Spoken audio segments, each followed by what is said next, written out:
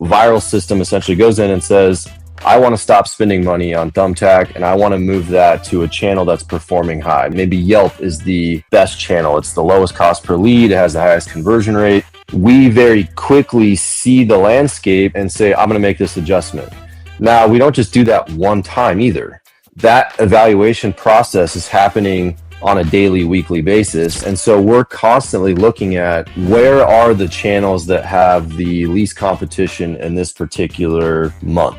Which channels have the best leads in this particular month? And by the way, it does change. Every one of them changes their algorithm. Everyone is making updates. They're doing different markets separately. So there's so many pieces of information that are changing. There's so many processes are changing that, in our opinion, if you are not able to adapt quickly, you are not going to get the return. Today on the program, we're going to talk all about marketing. I have with me the CEO of VIIRL. He is an Oregon Duck, I believe. And yes, his name is Marcus Piazzisi. How did I do on the last name? Pretty good. Marcus Piazzisi, for all that care. Yes, it's a tough last name for sure. I'm a big Cleveland Browns fan, and our backup quarterback's Dylan Gabriel from the Oregon Ducks. Is he a good pick, or is he going to work out for us? Well, I mean, the Oregon guys, they've been probably a mixed bag in the NFL, right? You got a couple guys that have done pretty well. I guess we'll see. Oregon's fast. They got a lot of good talent, good coaching up there. So it sometimes translates to the NFL, but I think the guys are bigger and there's just no margin for error. So I'm not I played baseball, so I'm not like a football analyst by any means. So I'll leave that to you guys to figure out. Okay. You played baseball at Oregon Ducks? I did, yeah. I played center field. Wow. I've seen their football stadium. It looks just absolutely beautiful, just like the landscaping and everything, the geography around that campus. Yeah, it's gorgeous there. If you haven't been, you should go, because Phil Knight just puts up another building I feel like every couple years. They just redid the stadium. I think they're redoing their indoor football practice facility as well, but they already, I think, put like $200 million into a new football training center right next to the stadium. So it looks like this. It's like an architectural showcase at the University of Oregon. It's pretty incredible. Yeah, their uniforms are always the best for sure. Well, how did you get from center field on a Division I college baseball team to being the CEO of VIIRL? What led you out of graduating and ultimately launching a business? Yeah, so baseball obviously didn't work out. I got hurt towards the end of the year, and I didn't have a great senior year.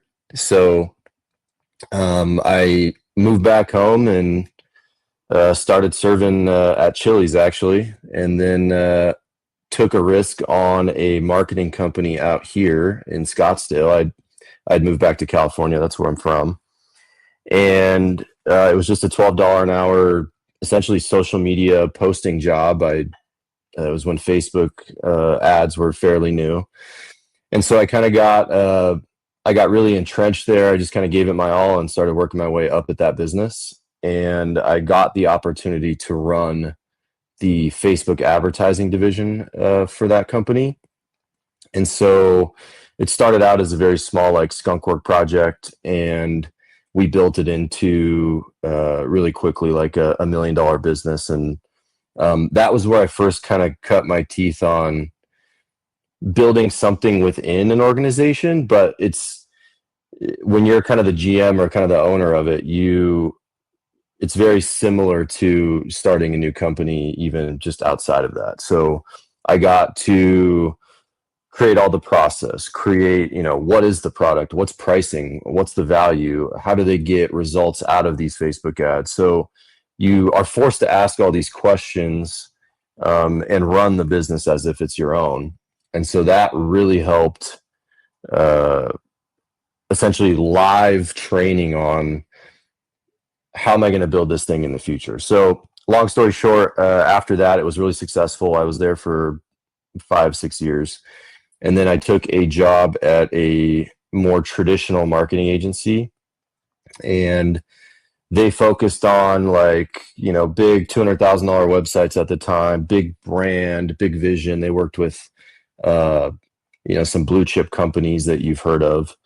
And what they wanted subscription revenue and more consistent revenue on the books, because those websites and big projects didn't come often. So my task was essentially building a product that these companies could use on a monthly basis that would bring more consistency to the organization. So I built that. I started that.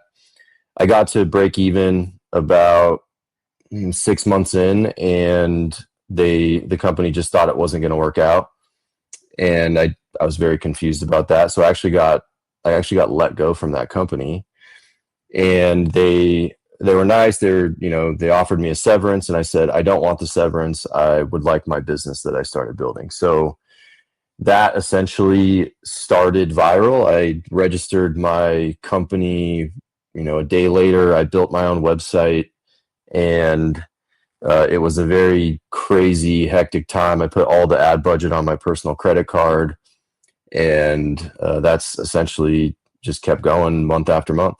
Was that in California or Arizona? That was in Arizona, actually. So I moved after baseball. I went to California for like maybe a year. I moved back in with my parents. I graduated, so I had nowhere really to go, and I was kind of just figuring out my life after, like, what does a life without baseball look like? And that was a tough time for sure. But then, I moved out to Arizona quickly after that and started that career. Okay. And then what year did you officially launch VIIRL? VIIRL was launched in 2018. Okay. So wow. we'll You've been at it be, for a while. we'll be 7 years old. Actually, we just hit 7 years this month. So pretty wild ride. Congratulations. I'm curious, you've been in this industry for so long now. What are the biggest challenges for a landscaping business, a lawn care business, a fertilizer, weed control business in their lead generation? What's kind of the challenges or hurdles and obstacles that you're noticing are being made out there? Yeah, I think from the marketing perspective, I think right now there's a lot of fancy buzzwords and fancy technologies, and everyone just basically strapped AI on the end of their name, and they're now intelligent. I think that what we see is they get distracted by a lot of those tools, and they don't really work on the fundamentals. So, for example, I could get you 100 leads today, but if you don't answer the phone right, you have, a CSR that is having a bad day every day, and they're not cordial on the phone. They're not asking the right questions. They're not qualifying a lead. So you're essentially paying all of this money for all of this activity, and at the most critical segment and actually closing that particular deal down, you're falling way short. So I think that's one. I think the other is just the nature of where technology is in social media. There's so many different channels to go out and invest your cash on, like a Yelp, a Thumbtack, an Angie's List. They all have different ways in which they deliver you leads. And if you're not super informed about how all those ad algorithms work, the type of bid allocation or how things are bid on within their system, you could end up spending a lot of money without like a lot of result. And then there's also, Angi, for example, I think sends, when you submit a lead, I think to 4 other competing businesses. Well, Thumbtack has the option to have a 1-to-1 or the customer picks.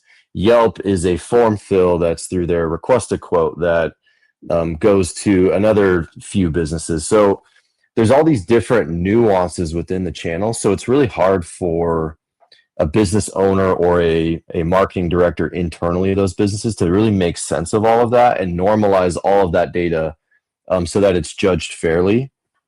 And that's kind of one thing that VIIRL does, is we have this lead cloud that kind of normalizes all that out. But even just being able to see with a high degree of certainty where your ad dollars are going and the returns that you're getting, I think a lot of businesses really struggle with. That's probably the two biggest things as far as like the ad space is concerned right now, that I guess you'd call trending issues, and they're constantly changing too. Like Yelp updates their product every 3 months.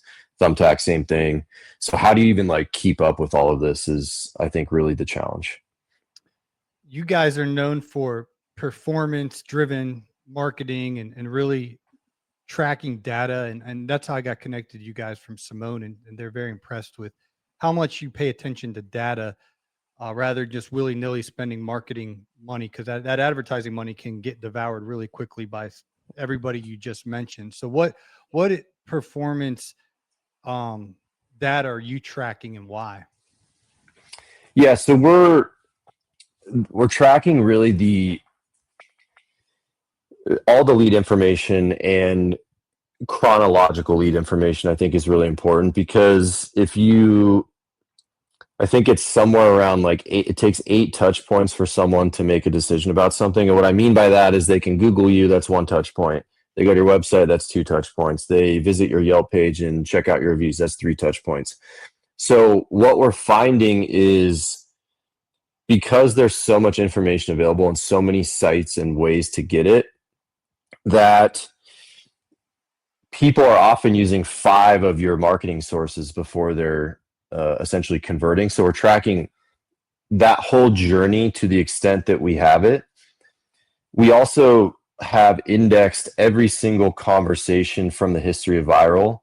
So how are people asking for a specific landscape job or lawn care job? Like, what words are they using? What's the best way to respond to those people from a high degree of certainty, because 1,000 other people did it this way and it actually yields 5% better conversion. So we're tracking all of that. We're tracking every ad change that's made across those channels. And the biggest part isn't necessarily like, because imagine if you just laid all the data flat and you knew exactly what to do. The biggest thing that VIIRL does is we're able to adjust that ad budget in real time before you've wasted all that allocation. So we call it flex budget at VIIRL. And what that basically means is, if I have an indication, let's just say hypothetically, Thumbtack this particular week wasn't performing. And how do I know that? Because we're directly integrated with Thumbtack. I see all the lead volume, I see all the calls, I see the budget going into it. So I have this very good sense of what Thumbtack is doing in this exact week, all the way down to like this exact hour. And what we say is like, look, all right, we know that, let's just say in this hypothetical situation, Thumbtack is the actual problem. Well, I think most agencies really aren't set up to pivot that budget to the appropriate channels, and they can't do it in real time, the next day essentially. So VIIRL system essentially goes in and says, I want to stop spending money on Thumbtack and I want to move that to a channel that's performing high. Maybe in this particular market, maybe Yelp is the best channel. It's the lowest cost per lead. It has the highest conversion rate. And so we very quickly see the landscape and say, I'm going to make this adjustment. Now, we don't just do that one time either. That evaluation process is happening on a daily, weekly basis. And so we're constantly looking at, where are the channels that have the least competition in this particular month? Which channels have the best leads in this particular month? And by the way, it does change. Every one of them changes their algorithm. Everyone is making updates. They're doing different markets separately. So, for example, you can have a rollout in California and maybe not in Arizona. So there's so many pieces of information that are changing. There's so many like processes are changing that, in our opinion, if you are not able to adapt quickly, you are not going to get the return. And I think that's really the whole entire name of the game in our space now. It's like, how can you find out very quick, and how fast can you fix it? So good. Can you share how call tracking tools and analytics like CallRail is a game changer for marketing? Yeah, I think that CallRail specifically, we've used CallRail since really the beginning at VIIRL. They don't just give us the call data; they give us a lot of the tags within the website, so we can put scripts on the site to get the specific keyword that they searched, to get to the website or make the call. And they do a really just nice job of like providing API data. So we have all the transcripts indexed within our system, and that's how I can get like that linear view of, how would I respond to a landscape lead versus how I'd respond to a plumbing lead. It just works too. It's easy. And I think that for, just from the business perspective, take CallRail out of it. If you're not tracking your calls and you're not like listening to your team actually have these conversations with your potential prospects and customers, that you're really not understanding your customer on a deep enough level. And I think you're losing out on coaching opportunities. You're losing out on like, hey, 10 of these guys did this exact same thing and it worked out better. You should do the same. I think that CallRail just provides a really easy way to index and go back and have that data to improve overall, just like their customer experience from the time that people come in to the time that, they've performed the service. I'm curious, how many employees do you have over at VIIRL? We hover around 25 to 30. 25 are full time. We have a few contractors that we work with based on kind of the needs, but we haven't really increased headcount too much because our technology is kind of filling a lot of the gaps. But a lot of the guys that we have here have been here for a long time, and so yeah, we have around 25, 30-ish, give or take. I grew up playing baseball, so I think as a center fielder on most teams, shortstop and center fielders seem to be naturally leaders of the team. And now you're leading a team of 25 or more, people, depending on how you're counting. So I'm curious what leadership tips you can share with us in the lawn care landscaping industry, because it's so hard to build a team because nobody really wants to go out and mow grass. Or I'm not sure how it is in Arizona, but I live here in Florida. It's pretty hot. It's really hard to motivate a human being to go work out here in the Florida heat. So what have you kind of seen on all those teams you've played on, and everything you're learning as a leader of your business as a CEO? What have you learned about leadership throughout the years, and how do you build a good team in business? Yeah, I think that's great. I mean, that's a loaded question. I think, ultimately what it comes down to is, are you the calm in the storm? Do you understand your business from all of those different levels, right? So do you put yourself in that scenario where a guy wants to go cut the lawn in 100 degrees? Like, have you put yourself in that scenario? Like, how would you create that job so that it would be more attractive? So is it a money thing? Is it a vehicle thing? Like, maybe they would mow the lawn if you had great vehicles with great AC and they got, good amount of break time. So I think really putting yourselves in your team's shoes, not from a superficial standpoint, because I think, the tendency is, you get big companies and like the big CEOs kind of like, oh, I really feel bad for you, or oh, I understand your problem, and they really don't. I think if you take the time to really understand each person's role and what motivates them, I think that goes a long way. And I think the uncomfortable piece too, and I've had to deal with this because I'm a doer by nature, so I have to feel like I've typed the keys and I've made the spreadsheets to feel productive. And I think leadership, one of the hardest things is just understanding that you cannot do it all, and you have to trust your team to get all of the work done if you're going to scale. I maybe could run VIIRL at $1 million a year, $2 million a year if I did every little piece, right? But now VIIRL is a $25 million organization. I don't have the option to do all the work. I have to rely on my people. And I think the other piece is just trust and consistency, right? I think when your team genuinely feels that you care about them and you want to see them succeed, that they go out and they conquer the world for you, and they come back and they are happy and fulfilled in their job. And I guess the last thing I'll say is, like, you're going to make mistakes and you're not going to make every decision perfect as the leader. I use the thumb here. Like, I've made a lot of mistakes in business, and because I've made those mistakes, VIIRL is as successful as it is. And so I think as an owner, you can tend to ruminate on what the team is going to think about this decision. Like, B, am I making the right decision? And you might tend to analyze that decision way too much versus just make the decision and see what happens, and with your best information and best foot forward.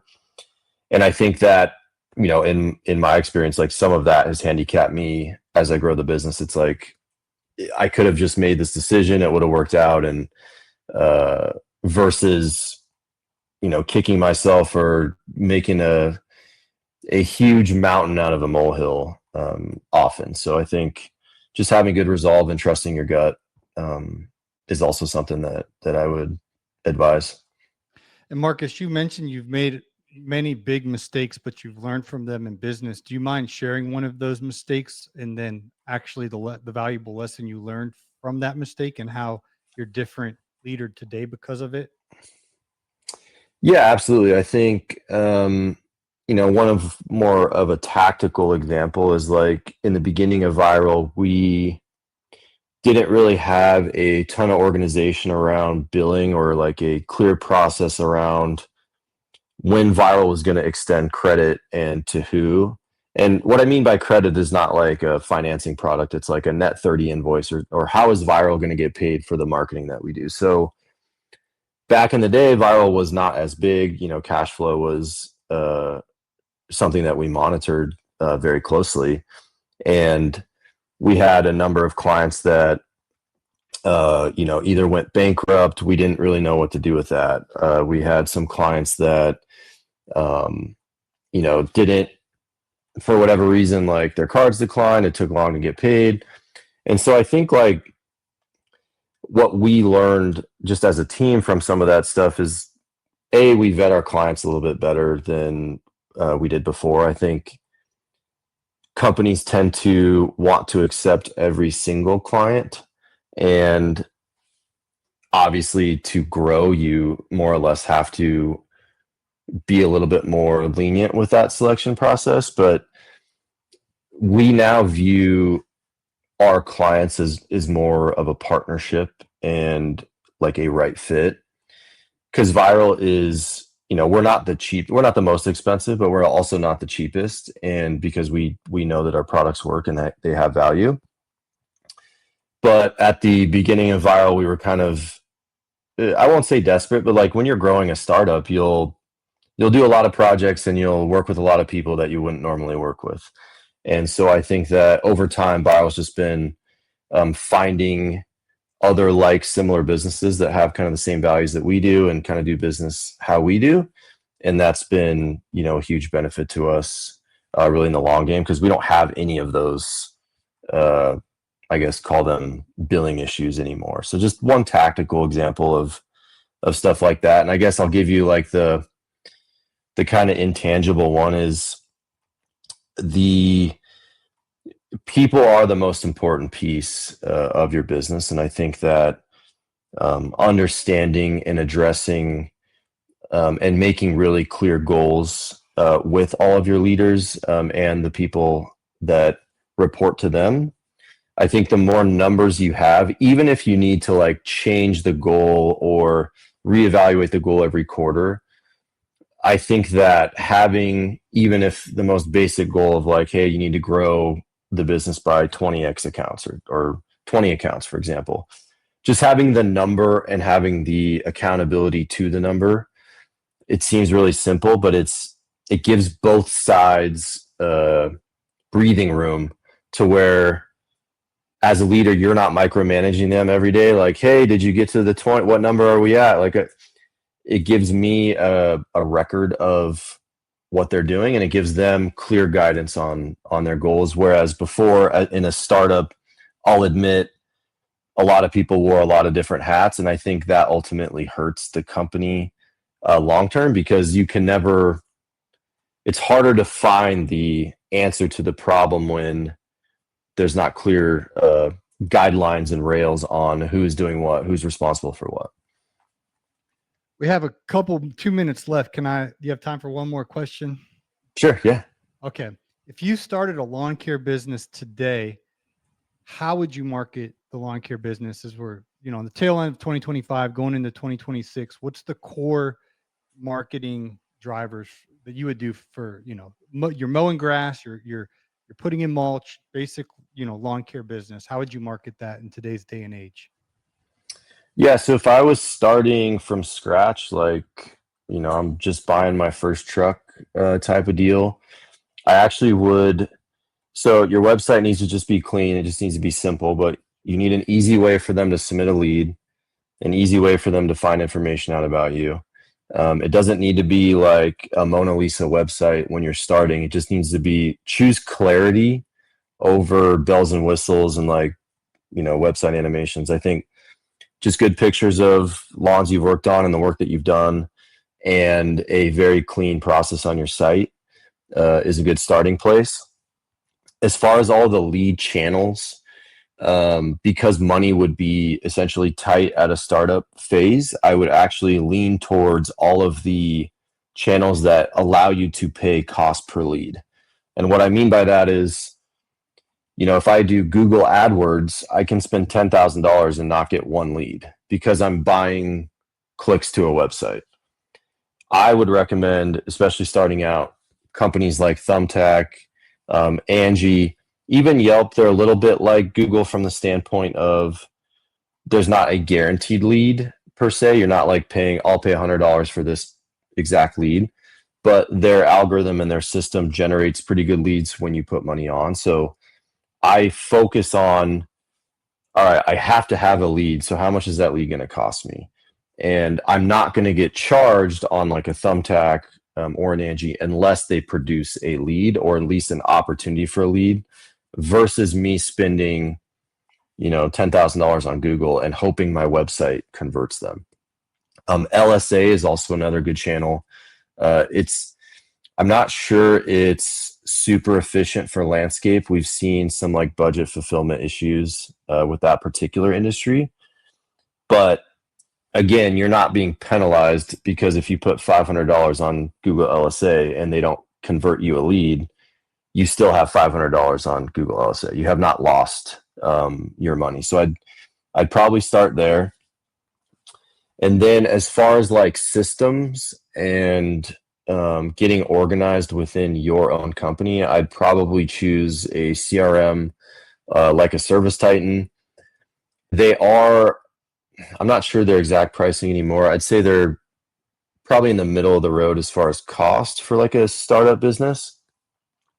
But you need something. Like, don't tell me that you're going to manage your business on an Excel sheet. I think that we've had clients start that way. We've convinced them to get CRMs, and they're all the better for it, and their revenue goes up, and they have people that can now log in, and they have like an actual like basic system. But you'd be amazed on how many people start their business on an Excel sheet, manually copying lead information from Thumbtack, typing it into Excel, some guys calling it.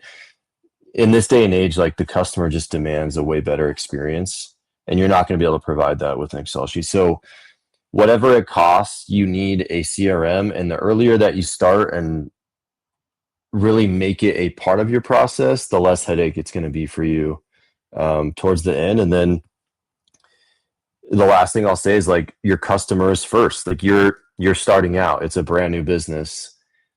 You need every single customer to rave about you. You need every single customer to only call you, and to call you and make it worth their while to call you back for all of their needs. And so you're going to work your ass off in the beginning, and you should expect to lawn care business, like you should expect to leave every house perfect, and really reinforce that with any employees that you may hire. So, because word of mouth is going to be, all these lead channels I mentioned, word of mouth is the least expensive and the best lead that you can ever get. So if you're not nurturing your customers and having that white glove experience every single time, I think you're going to struggle. Very well said, Marcus. Well, I appreciate your time today, and thanks again to Simone from CallRail. She's been hyping you up for months, telling me I got to get you on the podcast. I appreciate the insights that you shared today, and thank you. It's nice meeting you. I sent you an invite on LinkedIn, so hopefully we can connect over Oh, great. there. Cool. Well, you have a great day in Arizona, and I appreciate your time, Marcus. Yeah, thanks so much, man. I appreciate it. Enjoyed it. All right. Nice meeting you. Have a good one. You too. Take care.